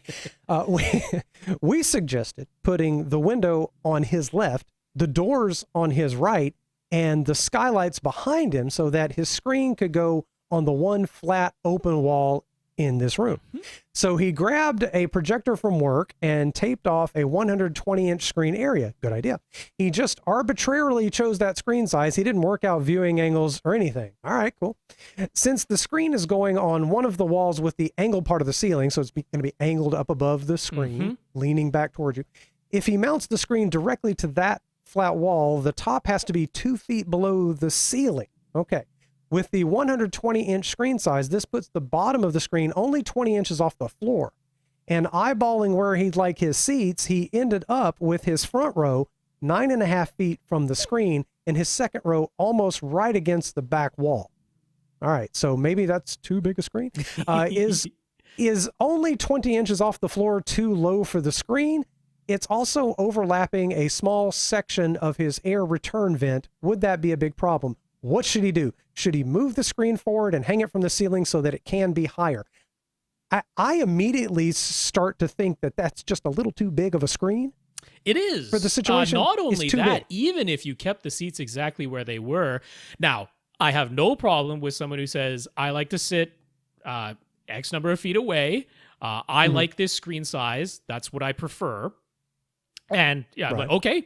That's great. For me, if That's just what it's gonna be if then, I yeah. were calculating it from 9.5 feet away, I would be choosing a 110-inch screen from 9.5 feet go. away. That gives you actually a little bit more than a 45-degree field of view. And for me, 45 degrees is what I want. I find any larger, I have to start physically moving my head to see the size Yeah, of it's the like a screen. tennis match. And I don't like doing that, but it's as large as I can. It fills my whole field of view without me having to physically turn my head. And for me, that's the max, is a 45-degree field of view. So a 110-inch screen for me is what I would go for here. Now, the other part of it is you can get various screens where some of them have almost no border around them. And that saves you some more inches too, because this is a game of inches in his case. It is. And for example, Silver Ticket sells both regular, I think it's 2.75 inch wide frames, or might be a full 3-inch wide frames, and ones that are, almost frameless. So if you look at the 120-inch size with the full frame, which is what he taped off, its height is 63.625 inches, the full thing, including the frame. And that's what he's taped off, and that is what is partially covering up that little air return. If you go for the 110-inch diagonal screen size and go for the thin frame option, which I grant you does increase the price, but if you go for that, it's only 54.7 inches tall. It's almost a full 9 inches shorter height-wise. That is a big difference. And plus, if you move the screen forward a little bit, every little bit you move forward, you're going up. I'm not going to do the Pythagorean theorem here, but your angle, depending on your angle there, as you move it forward, it's going up even higher. And it is also bringing that screen size closer to you, which might want to make you sit back an equal amount. Which seems to be what he likes, is a huge screen. It could be, but 110 inches pulled a little forward going up that angle. That's right. It's going to clear the vent. Oh, yeah. It's just going to be a much better option. Eyeballing it from his image, I'm like, if you went for the thin frame and the 110, you might clear that vent right away. Or, if you're covering a tiny portion of the vent, I don't think that's going to be any type of a issue. Well, no, but to me, visually, that would be a little weird. That would bother me. A little bit hinky to cover any of it. So, you might even end up going down to, does Silver Ticket have a 106? I can't recall if they have a 106. If they do, and it gives you just enough to clear the vent, I'm like, that's the solution here to me, is to, in this case, go for a little bit smaller screen size, and that might also free up his next question. Right. There's only 2 feet between his front and back couches, and it feels a bit squished. But the very front of his front couch is already right on the center line of the room, putting his head a little over a foot behind the center. Is that already too close to dead center for acoustic purposes? Would moving his front couch forward result in terrible acoustics? Not terrible acoustics. No, and not in a room like this where, it's not a perfect rectangle, and you're going to be able to play around with things a little bit. And also, in the image that he sent, he left a little bit of space behind his actual back row, which I am in agreement. I don't like physically pushing it right against, but it's like, again, we're talking a game of inches, because 2 feet to me is too narrow. That is not a normal walkway. A normal walkway is 3 feet, and 2.5 feet is sort of accepted as the bare minimum for a walkway. Now, we're talking about moving your seat 3 inches forward and your rear seats 3 inches back to give you that extra 6 inches. That seems entirely doable with changing almost nothing about his setup. The 1 foot of your head being behind the center line, that is fine. That's enough. And I doubt you're going to be sitting actually bang center width-wise as well. That's right. So I'm not super worried about that. I think we're literally talking a game of inches. If you go down to the 110-inch screen, you might even end up moving your front seat forward even more, which would easily open up the walkway. So again, I think going with the smaller screen size in this case saves you a lot of headaches. Now, he would want a riser for the back row. What would be the typical height of the riser, and would he have enough head clearance for the back row? Again, with the angle back there. It is an angle, and it's a pretty steep angle. So as soon as you move even a few inches forward, it's raked up a substantial amount. This isn't like unless you have basketball players coming over to sit in the back row. 6'8" is any doorway height. So as he pointed out, for where it goes up to where the ceiling starts to angle, that's 7 feet. So a typical riser height is 8 inches, to answer that question. So if you did that with 7 feet, now you're down to 6'4", right? Right where the wall meets where it starts. But again, just a few inches forward, you're at 6'8".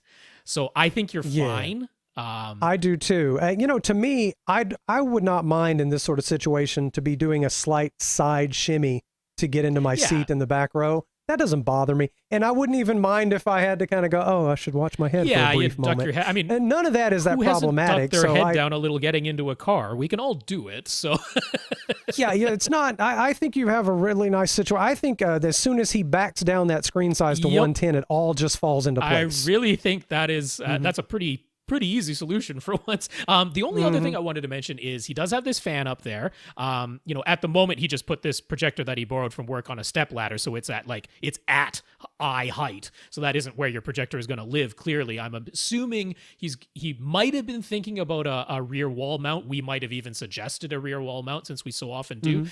I wouldn't go for a rear wall mount in this instance because that is going to be hanging over. That is going to be right at your head. That's going to be bonking somebody's head into that, and I'm actually kind of worried more about the projector than the person's head, to be honest. In that instance. So if you can, I'll keep that in mind if I'm ever at your place, that you're more worried about your electronics than the people visiting us. If the big earthquake ever hits here in Vancouver, like we're expecting for it to happen at some point, I'm going in there and saving my height speakers. That is what I'm worried about more than anything. Those do not get to fall and damage themselves. Although they're made out of laminated bamboo, they'll probably put a dent in the floor before they damage themselves. But that's right. But as far as his projector goes, he does have this ceiling fan to clear. Now, it's no problem as long as the lens of the projector is no higher than the bottom of the ceiling fan.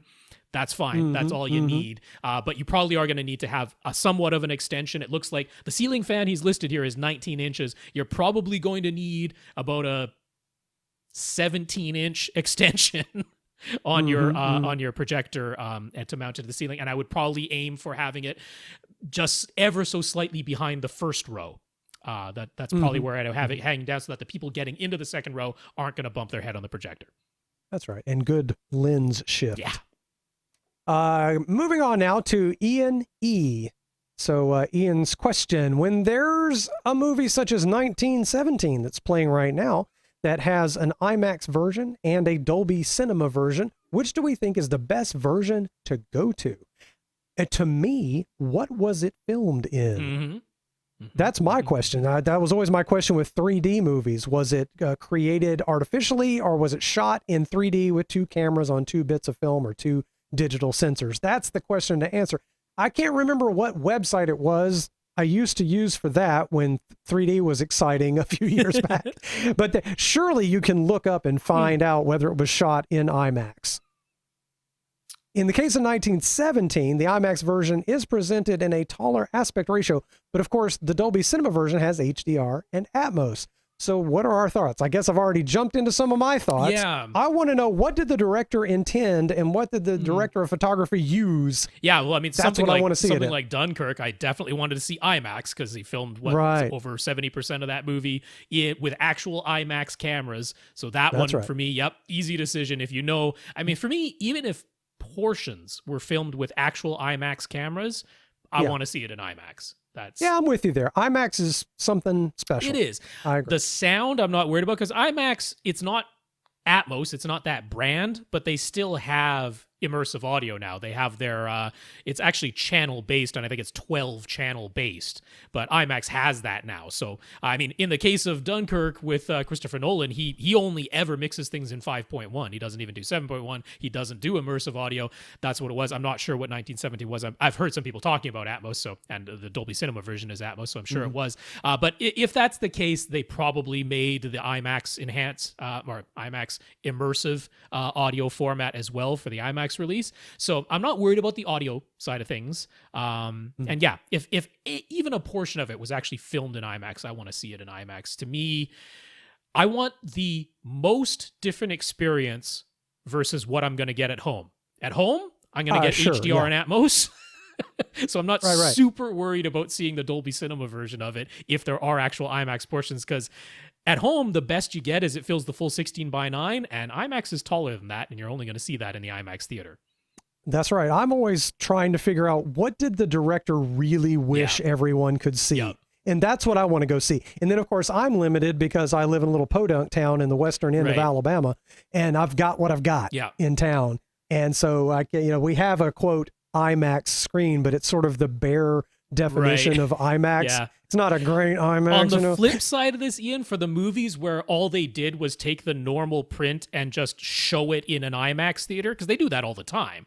They have a whole bunch of movies where none of it was shot in IMAX. They just took the normal version. There's these big black bars on the top and bottom of the IMAX screen. For me, I would probably choose the Dolby Cinema version. In that instance, because you're not really getting anything special out of the IMAX, and you're getting a little bit extra from the Dolby Cinema in that instance. So Yeah, ever since I saw my first letterboxed Laserdisc in the 80s, I've always said, what did the director want me to see? That's what I'm always shooting for.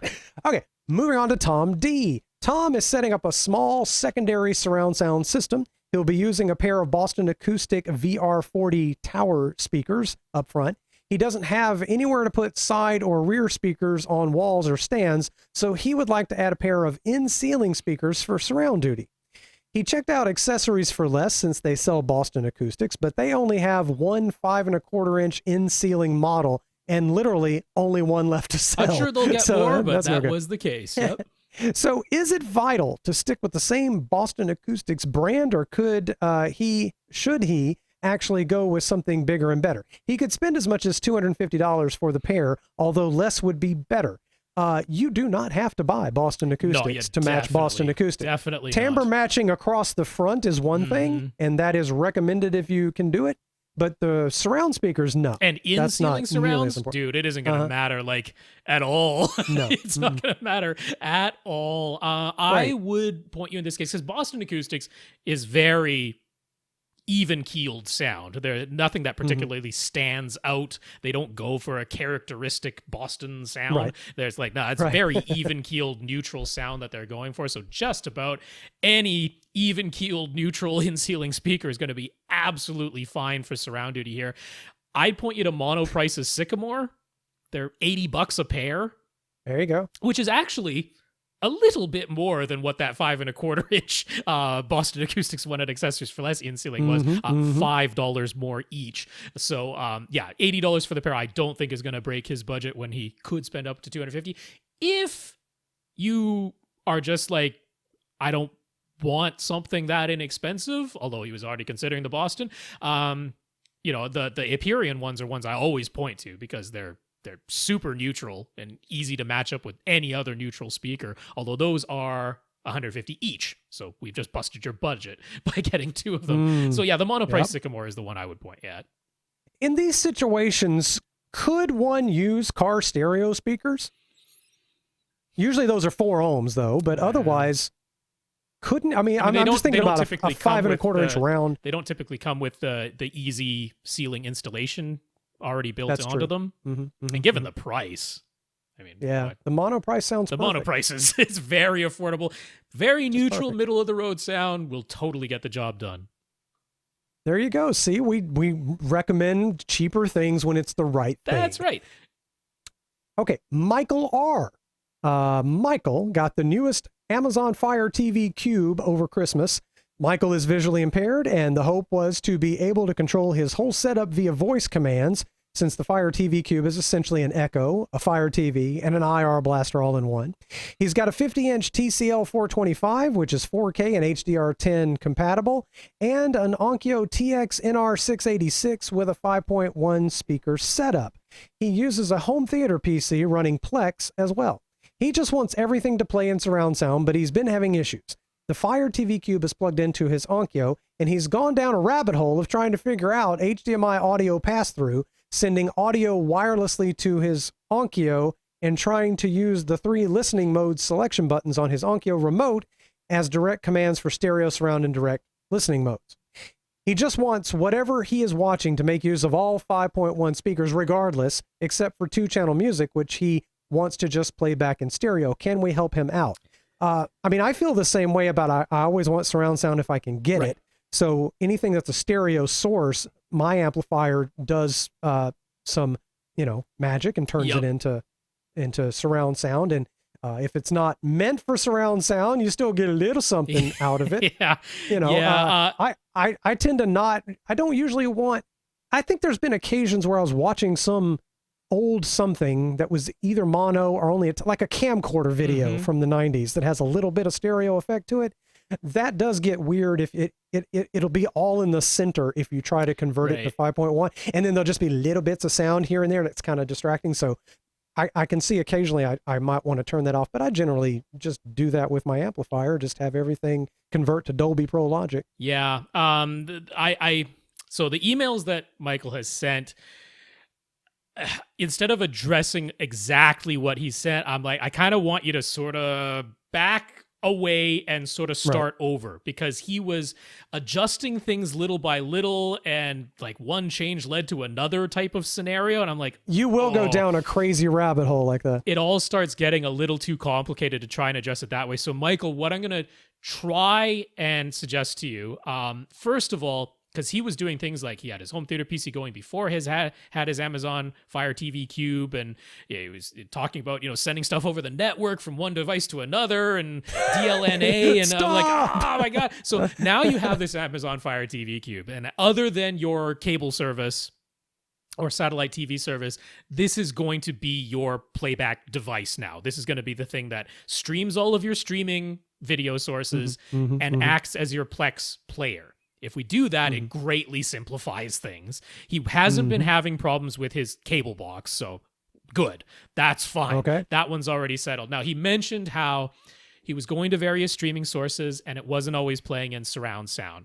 He mentioned Amazon Prime Video specifically, and I have to warn you there's a whole bunch of Amazon Prime Video content that is still just in stereo.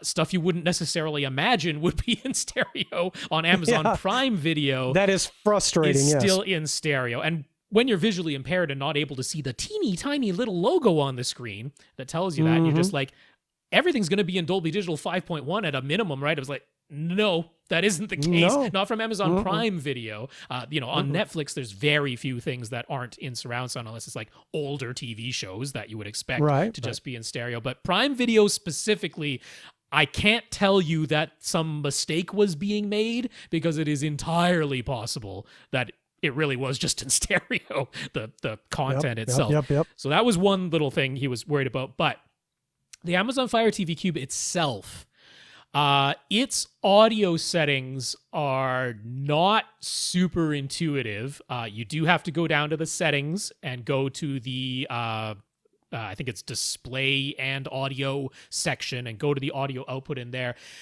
Now, auto should work, but unfortunately there's a whole bunch of things.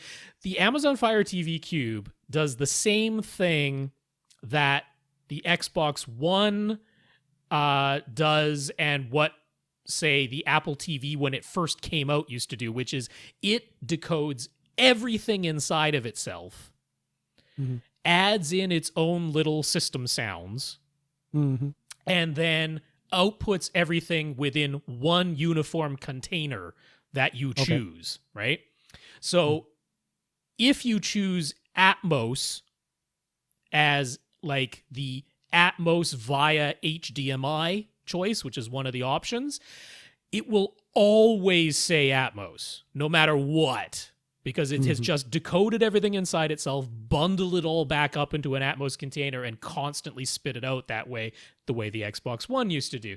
But it's not necessarily trying to create the upmixed No, it's effects not or upmixing anything. It's just calling it Atmos, but it's just the left-right channel if it's stereo. That's right. So it'll say Atmos. That's not what you want. But you'll only hear left and right, which of course is confusing him, because he's like, I can't even get my AV receiver to upmix anymore, right? Because your receiver thinks it's already getting upmixed Atmos. It thinks it's already getting a full channel count. Same thing for if you set it to Dolby Digital Plus via HDMI, or even just Dolby Digital via HDMI. So you want some form of pass-through that says send out whatever it is. And the lowest denominator, which is Dolby Digital Auto, not Dolby Digital Plus, not Atmos, because he isn't running an Atmos setup. So in his case, I'm not worried about it.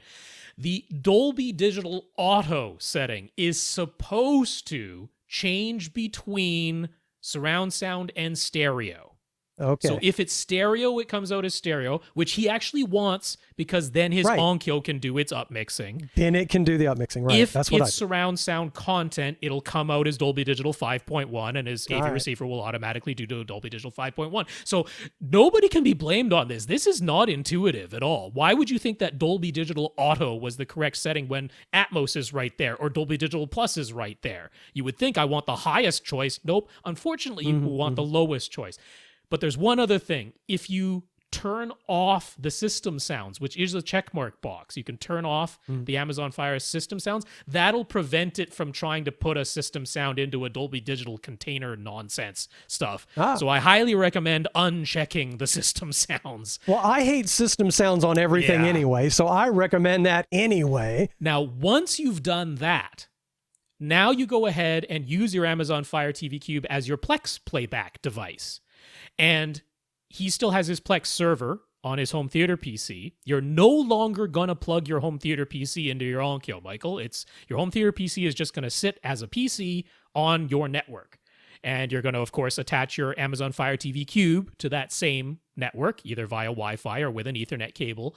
And now when you go to play anything in Plex on your Amazon Fire TV Cube, your Plex server will automatically transcode the audio to regular Dolby Digital, because that is now what the Amazon Fire TV Cube has been set to put out.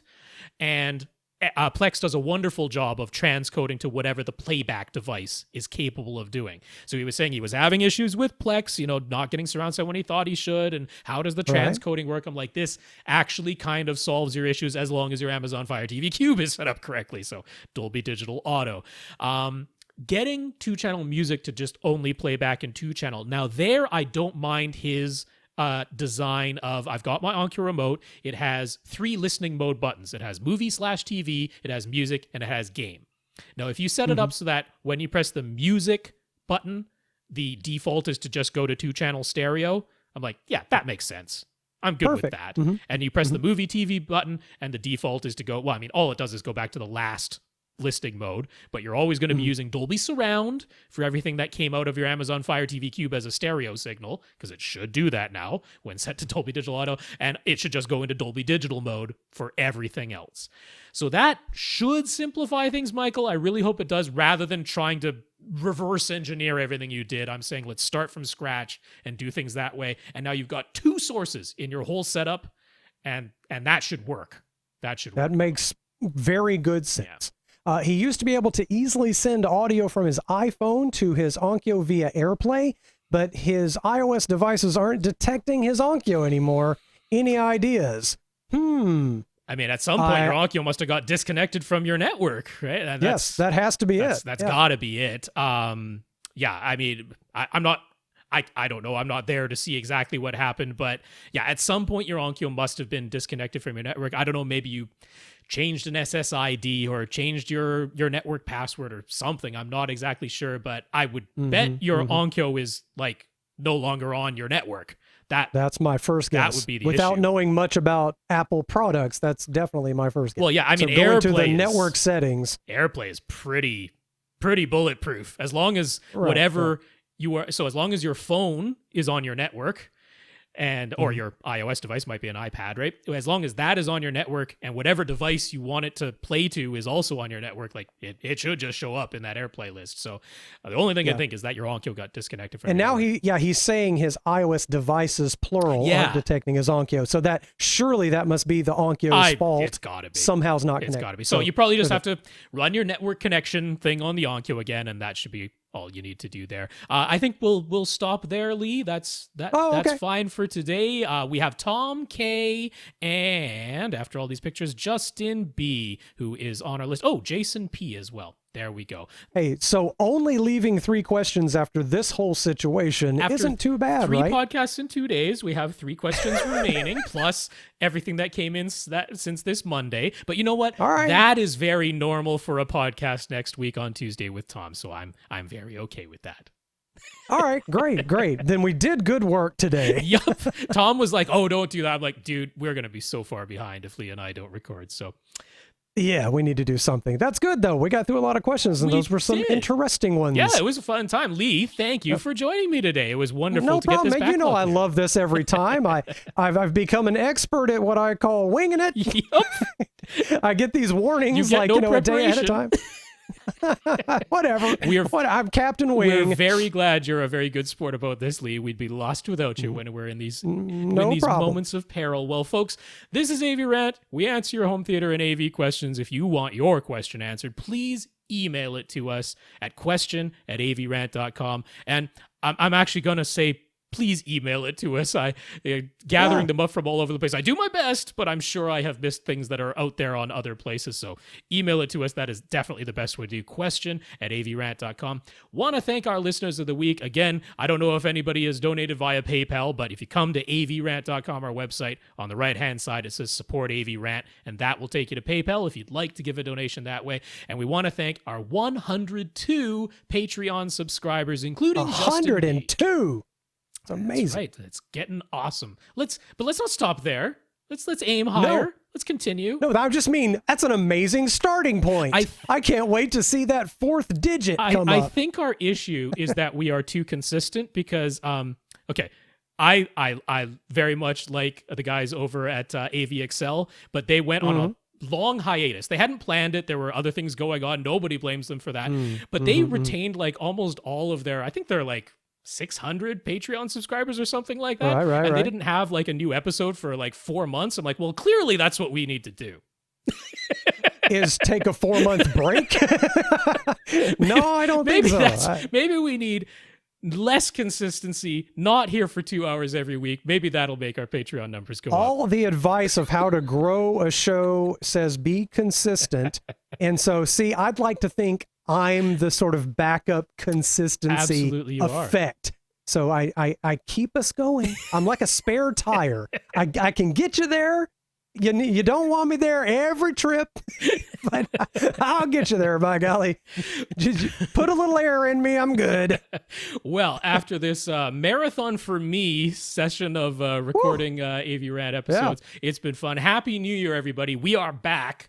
And even though, the week you're hearing this, there will almost certainly be 2 episodes released, but next week, back to 1 episode a week, back to normal. Back to normal. Back to regular AVRant. Well, on behalf of Tom Andry and for AVRant, I'm Rob H. And I'm Lee Overstreet. Now go out and listen to something.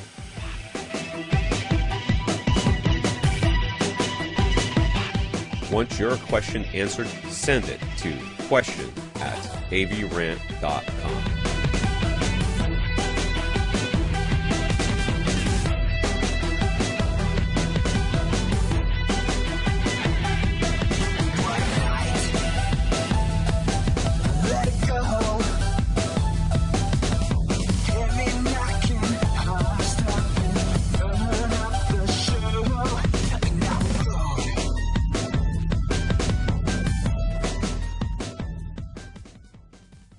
This is AVRant. Now go out and listen to something.